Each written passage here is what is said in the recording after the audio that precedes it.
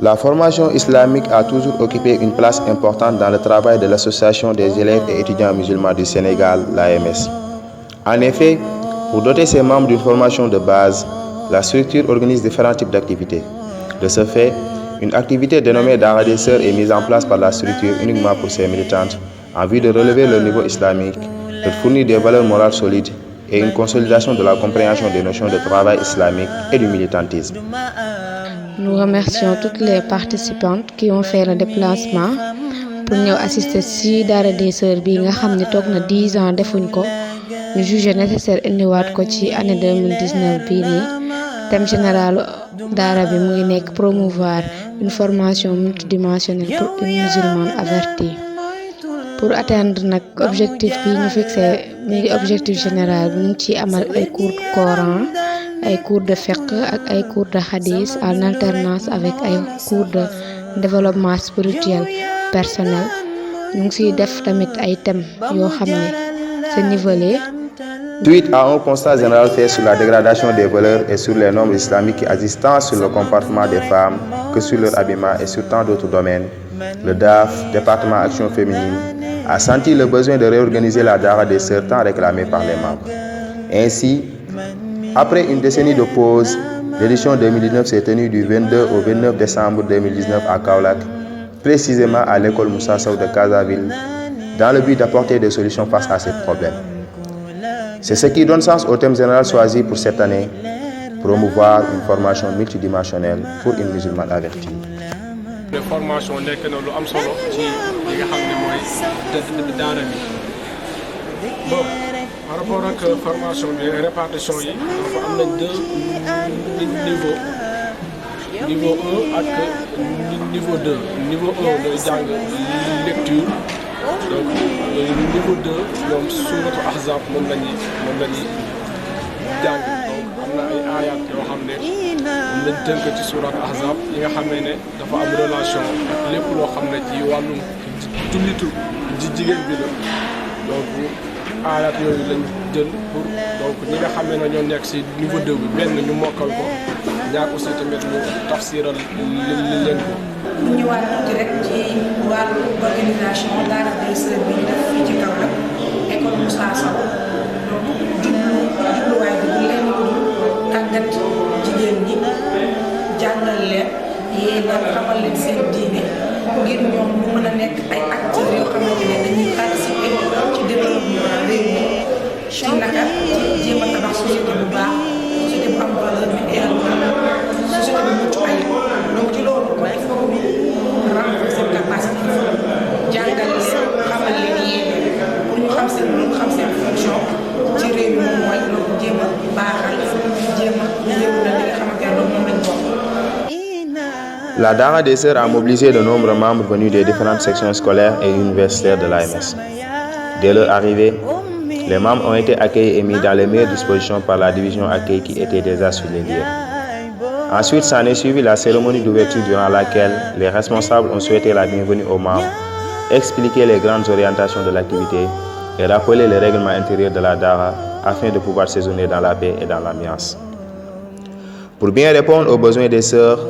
un programme riche en enseignement est mis en place par les membres du comité préparatoire. Ainsi avons-nous des séances de Mansourat et des cercles coraniques qui se font après chaque prière de Fajr, des cours de sciences islamiques, fiqh, hadith, mémorisation du Saint-Coran par niveau, des cours de DSP, développement spirituel personnel, des sous-thèmes présentés par les formateurs et des exposés sur la vie des femmes autour du prophète alayhi salatu wassalam par les sœurs. Une conférence publique sur le thème « Une société en mutation, une famille en péril, quel modèle pour le Sénégal » a été aussi tenue le mercredi 25 décembre 2019. Elle a été animée par Cheikh Makhtar Kébé, le président du Rassemblement islamique du Sénégal, RIS Al-Wahda, et Imam Alioune Badara Ndao de Kaolack. Afin pour être en phase avec la globalité de l'islam tant prôné, des nuits culturelles sont animées par des génies en herbe, des récitals du Saint-Coran et des animations diverses.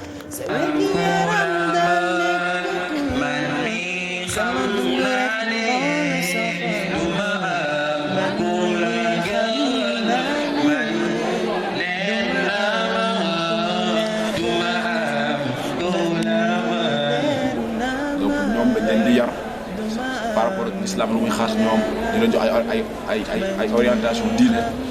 mais également am na camp général boo xam ne dafay dajale ay góor ak jigéen mag ak ndaw ñëpp ne ci loolu def nañ ko Casamance bu yàggul mais ci biir loolu aussi ñoo ngi ñëw Kaolack lëlu ak suñu ay sœurs ñun ñi ngeen fi gis ñuy ay góor ñooy ay formateurs ñu tudd ay oustaz ay yarkat waaye li fi nekk ñi nga xam ne ñoom ñoo tax a jóg activité bi mooy ay jigéen léegi nag lu tax ñu beral jigéen ñi donc li nga xam ne mooy lël boobu te beral lañ ko ñi nga xam ne ñoom ñooy góor ñi loolu jàngat bu am solo la bi si jiitu mooy ñëpp xam nañ jigéen donc maanaam nekkam ci société bi mais aussi tamit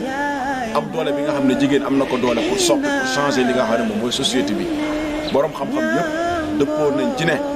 Iblis biñ ko introsé laaj ko ne ko lan mooy sa arme bi gën a kawe bi gën a rëy arme bi nga xam ne saa yoo jàqee moom ngay utiliser dafa ne mooy jigéen dafa ne arme bi may xeexee doomu aadama pour indil ko jafeñ-jafeñ pour yàqal ko pour tër ko pour daan ko dafa ne arme bi yëpp lu muy rëy boo ko dajalee xaaj bi moom mooy jigéen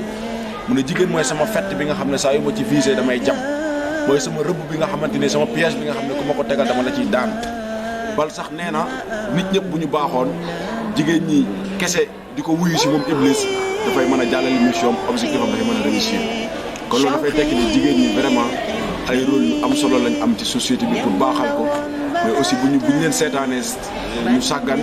pour ñu yàq société bi détruire li nga xam ne mooy askan bi dafay daal di yomb lool. Un directoire est aussi mis en place par le comité préparatoire dans le but de superviser et d'assurer le bon fonctionnement de toutes les activités de la Dara, mais aussi de rétablir l'ordre.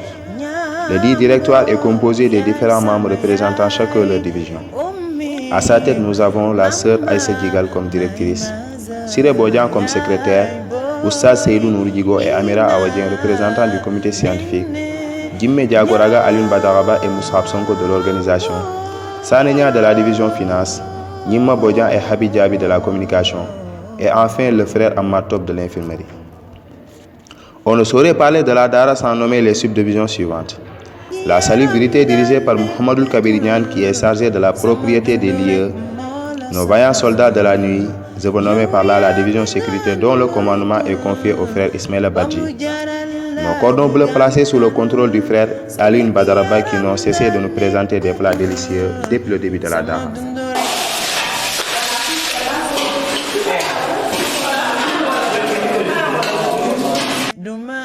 Enfin, nous voilà arrivés à la dernière activité, la cérémonie officielle. Durant l'activité, les responsables ont d'abord souhaité la bienvenue aux marraines et les ont remerciés pour leur disponibilité et soutien qui ont contribué à la réussite de la Dara. Ensuite, ils sont largement revenus sur l'importance de la formation islamique pour la femme musulmane et en fait prodigué des conseils à l'endroit des femmes. Après des mois de préparation, la Dara des Sœurs tire à sa fin. Des sentiments de joie se laissent voir sur les visages des talibés ainsi que des sentiments de tristesse car les adieux ont toujours été difficiles. Nous espérons que les enseignements fournis lors de cette formation seront bien appliqués par les membres. Sur ce, nous prions Allah subhanahu wa ta'ala de nous guider vers le droit chemin et de nous accorder la constance dans son sentier. Nous vous disons au revoir et à la prochaine, Inch'Allah.